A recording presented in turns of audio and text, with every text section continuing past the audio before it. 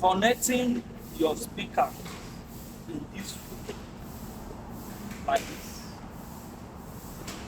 This is the signal that is coming from the amplifier that drives this stuff. It's very wrong. If you are still connecting your speaker this way, it is very wrong. I will explain. Number one, you are killing your amplifier because you see this box you are seeing is 4 ohms, while your amplifier is 4 ohms. Sure you understand? Then this sub is 4 ohms. By putting 2 4 ohms in one amplifier, this is 4 ohms, this is another 4 ohms. That is 2 ohms, which is very, very high for your amplifier. The impedance matching you are trying to match to the amplifier is very, very wrong. So the lesser the low, the higher the power. The higher the ohms, the lesser the power. Number two, let's talk about this speaker is 1000 watts. Now we are talking about power rating. This speaker is 1000 watts, while this sub is 2000 watts. So if you have an amplifier that is 3000 watts,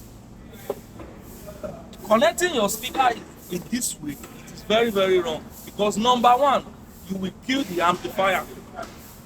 Number two, you are sending, by the time you connect your speaker like this, that means you are sending a wrong signal to the both speaker, because you will be boosting low end from this speaker by boosting the low end. By doing that, you are killing this guy. If you are cutting the low end, by cutting the low end, you are sending a wrong signal to this guy, because the way your sub is designed, there is nothing like high mid, low mid on the sub. So the best way to connect it, let this guy go straight to your amplifier, and let this guy too go to a separate channel. Let's talk about wattage. I've explained about impedance matching by connecting 2 ohms. If you have this box is 2 ohms and you have another box, then you now loop it together. That is 2 ohms. And your amplifier is 4 ohms per channel. That means you are sending the wrong signal to the amplifier. The amplifier will start doing overheating. That is when you will see that your amplifier will work to one extent. You start protecting. So if you don't know the problem today, because you are overloading the amplifier.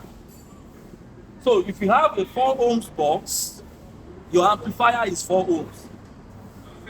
The least you can see for now on the amplifier they are doing now, between 4 ohms, 8 ohms. And if you are driving your amplifier at bridge mode, that will be 2 ohms at bridge mode. I will explain the difference between parallel, stereo and bridge mode on amplifier on my next video. But now let's go back to power rating. Now I have 1000 watts of speaker box here. How many wattage of amplifier do I need to drive this box? The wattage of amplifier that I'm going to need to drive this box, if I have 1000 watts at 4 ohms, I will use 1500 watts of amplifier to drive 1000 watts of speaker, because I need headroom. Now let's come to this sub. My sub is 2000 watts. How many wattage do I need to drive this guy at 4 ohms? If I see an amplifier that is 3,000 watts or 2,500 watts, fine, it's okay. I still have headroom. So thank you very much. In case you find it, don't forget to follow me and share with others. Thank you.